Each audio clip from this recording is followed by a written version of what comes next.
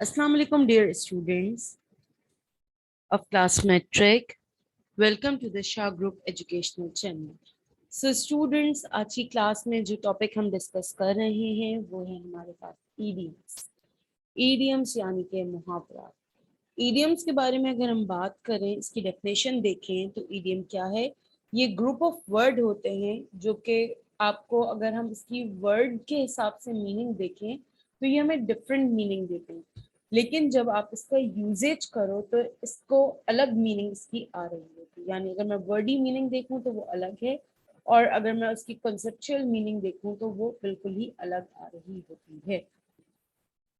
तो ये ईडियम्स आप अपनी इंग्लिश लैंग्वेज के अंदर या मुहावरात उर्दू के अंदर बहुत फ्रीक्वेंटली इस्तेमाल कर रहे होते हैं किसी चीज़ को लिंक करने के लिए। तो ये जो आपके पास क्वेश्चन है ईडियम का, वो आपके पेपर में आता है 10 मार्क्स का। ठीक है, तो 10 मार्क्स के ईडियम्स में आपने करना क्या होता है, आपके पास कुछ ईडियम्स आपकी बुक के होते हैं, कुछ आपके पास नोट्स में भी अवेलेबल हैं जो कि ईडियम्स आते हैं, तो आपने उनको प्रिपेयर करना है। आपको नोट्स में जो इडियम्स दिए हुए हैं वो कुछ इस फॉर्मेट पर दिए हुए हैं, यानी कि इडियम्स दिए हुए हैं, उनकी मीनिंग दी हुई है और साथ में सेंटेंसेस दिए हुए हैं। तो ये जो मीनिंग है ये आपको याद करने के लिए नहीं है, ये सिर्फ आपकी अंडरस्टैंडिंग के लिए है। ठीक है, तो आपको करना क्या है, आपको इडियम्स को समझना है और समझ के उनके सेंटेंसेस में उनको यूज करके बताना है। तो आप उनको सेंटेंसेस में यूज उस वक्त कर सकते हैं जब आपको उन इडियम की मीनिंग पता हो, क्योंकि मीनिंग कुछ और है और जो वर्ड है वो एक्चुअल कुछ और मीन कर रहा है। ठीक है, तो जैसे अगर आप यहाँ पर देखें, मैंने आपके नोट्स के स्टार्टिंग के 25 ईडियम यहाँ पर लिए हैं, तो उससे आपको आइडिया हो जाएगा कि किस तरीके से इसकी वर्किंग हो रही है।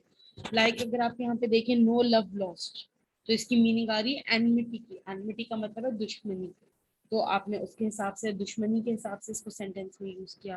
फिर है नेक्स्ट में है अ स्वान सॉन्ग। अब स्वान एक बर्ड का नाम है और उसका सॉन्ग, तो ये अलग से कुछ मीनिंग आ रही है, जबकि अगर उसके आप एक्चुअल इडियम की मीनिंग देखें, इडियमैटिक मीनिंग देखें, तो वो क्या दे रहा है, the last work of person, किसी भी शख्स की जिंदगी का आखिरी काम।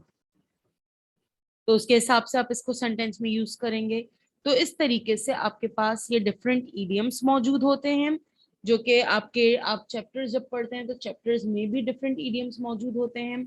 आप पोएम्स के भी अंदर कुछ, जैसे अभी हमने जो पोएम पढ़ी थी फ्रॉम अ रेलवे कैरेज, उसके अंदर भी एक ईडियम था in the wink of an eye. इस तरीके से आपने चैप्टर पढ़ा था वाइस कैलिफ, उसके अंदर ईडियम थे। आपने जो है और भी चैप्टर्स पढ़े, उसमें भी इडियम्स आ गए थे, जैसे कि हमने विलेज फेयर पढ़ा था, उसमें भी एक इडियम था। तो डिफरेंट आपके पास इडियम्स इस्तेमाल किए जा रहे होते हैं, डिफरेंट आपके टेक्स्ट में इस्तेमाल किए जा रहे होते हैं, लेकिन उनकी मीनिंग कुछ और होती है। ठीक है, जैसे आप यहाँ देखें लिखा हुआ है टू बिड फेयर, यानी कि टू प्रॉमिस वेल, अच्छे से निभाना किसी भी चीज को या वादा करना अच्छे के लिए। टू ब्रेक इन, इंटरप्ट करना, यानी किसी बात में मुदाखलत करना। टू करी फेवर, किसी का जो है फेवर हासिल कर लेना। टू फ्लेयर अप, इसको आप उर्दू में कहते हैं आग बगुला हो जाना, यानी कि शदीद गुस्सा आ जाना। टू ड्राइव एट, यानी किसी नतीजे पे पहुंच लेना। टू फॉल फाउल ऑफ, किसी चीज के लिए लड़ना झगड़ना।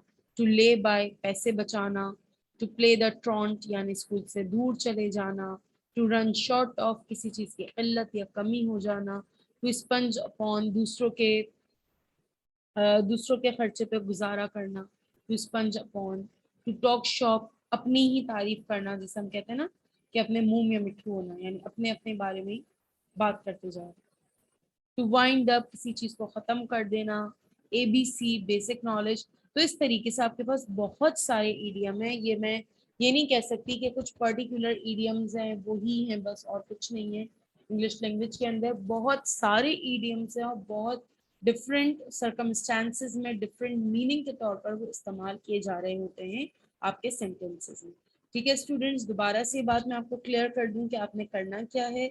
आपने ईडियम्स को देखना है कि ईडियम्स क्या हैं। ईडियम्स को आपने मीनिंग्स को अंडरस्टैंड करके रखना है, समझ के रखना है, और उसके मीनिंग समझने के बाद जो नेक्स्ट काम आपने करना है वो ये है कि उन ईडियम्स को सेंटेंसेस में इस्तेमाल करना है। अच्छा, बात करते हैं इसकी प्रेजेंटेशन की। जब आप पेपर में ये काम करेंगे ईडियम्स का तो किस तरीके से कर सकते हैं।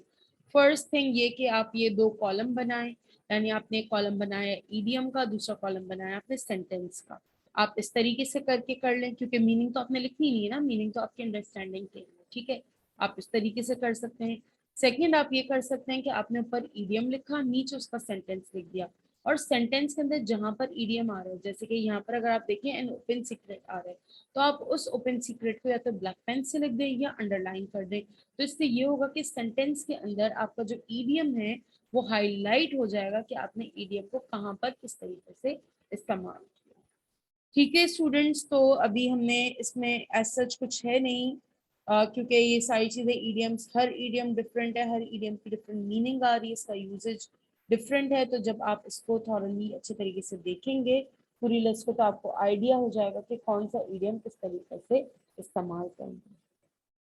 तो आज की वीडियो में हमारे पास यही था। आई होप आपको आज की वीडियो अच्छे तरीके से समझ आ गई होगी कि ईडियम्स में हमने करना क्या है, उनको सेंटेंसेस में कैसे यूज करना है, उनकी प्रेजेंटेशन कैसे होगी। इंशाल्लाह नेक्स्ट वीडियो में आप लोगों से मुलाकात होगी। टिल देन अपना बहुत ज़्यादा ख्याल रखिएगा। अल्लाह हाफिज। और अगर अभी तक आपने इस चैनल को सब्सक्राइब नहीं किया है, so do subscribe this channel now.